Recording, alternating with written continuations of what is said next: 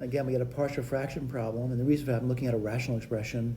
And what's nice about this, they've actually factored the bottom for me. All right, so looking at it, I think I got enough room to do it. And let me write this down for you. So I'll write down 4x squared minus 9x plus 2 over x plus 3, and then x squared plus 4. All right? Well, the degree at the bottom is degree 3, degree at the top is degree 2. So things look like they're going pretty good. So I'll definitely get two denominators here. And a lot of students still struggle with the numerator. All right, let's go through that. This is linear, so it's a. This is quadratic, so it's going to be bx plus c. All right, this is more difficult now. And the reason for that, I've got three unknowns to figure out, and I'm going to clear the fraction by multiplying by the LCD.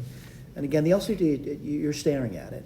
So I'm going to say, if I multiply, let me write it down for you. The LCD is x plus 3, x squared plus 4.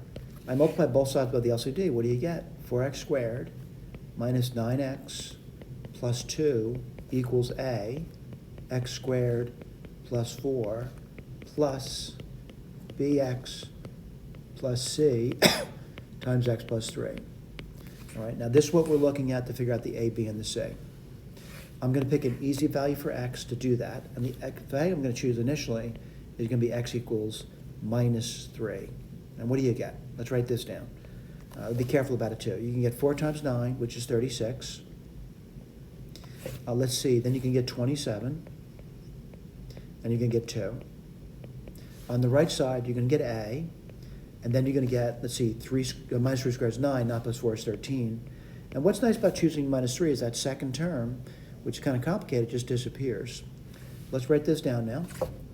Let's see, 30, 50, 56, I lost count. 50, 56, 63, 65 equals 13a. So a turns out to be a pretty nice number. Turns out to be the number 5. All right, now, so what are you going to do for the other ones? Pick other easy values. And the value I'm going to pick now, I'm going to pick x equals 0. And what do you get there? You get 2. And on the right side, you would get a, which is 5, times 4, which is 20. Then you're going to get c, because b times 0, the b disappears, and then you get 3. I'm looking at that, and I need to solve that, and it's not that bad to do. You take 20 from both sides, you get minus 18, so c would be minus 6.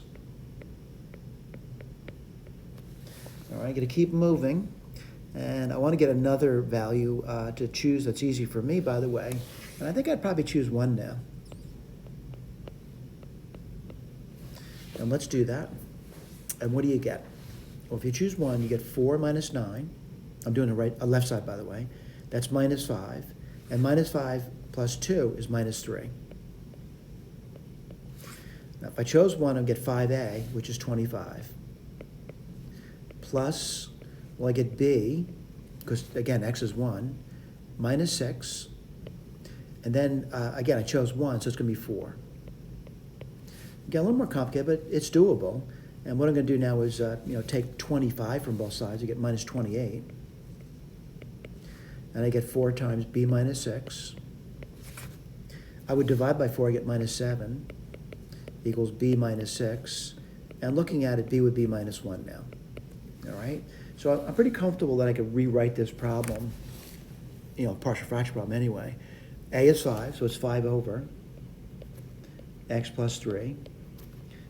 And then it's going to be minus. Why do I say minus? I'm looking at this thing.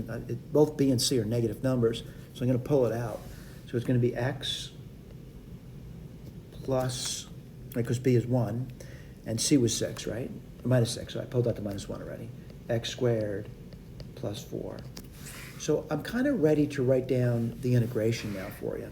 So let's put this down. The integration, 4x squared minus 9x plus 2 over x plus 3, x squared plus 4 dx can be written as a series of smaller integrations. And the first one I see is 5 over x plus 3 dx, which I definitely can do. The next one's going to be, let's see, minus x over x squared plus 4 dx. The next one is be minus 6 over x squared plus 4 dx. I believe there are 3 simple integrations, but again, when I say I think they're simple, it may cause some problems for me. The first one's very simple for me, though. It's just a natural log of the absolute value of x plus 3. That's done. Now I'm looking at the second one, and I'm going to use u substitution to do it. And I'm going to do it on the side for you. Some people do this in your head, by the way. U would equal x squared plus 4. So du would equal 2x dx. All right, so if I were to write that integration down, and again, the integration I'm putting down is x over x squared plus 4 dx. What would I get? Well, put the star down over here. I'm just doing side work, by the way. So again, some people do this in their head.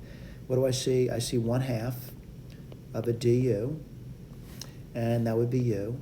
So I'm seeing this thing as minus 1/2 the natural log of the u, and the u is x squared plus 4. Minus. Right, get my eraser out. I'm kind of done with this business over here. And again, it's okay to do that in your head. It really is. Some people are good in their head. The other one, too, I want to point out, a lot of people do it in their head. I just don't do it in my head. What I do is I look at it, and this looks like an arctan to me. So what I'm going to do is I'm going to factor out the 6. That would be 1 dx. And I'm going to factor out a 4 on the bottom. And what would it be left off with? I'd be left off with x over 2 squared plus 1. And then I would say u is x over 2. And du would be 1/2 of a dx.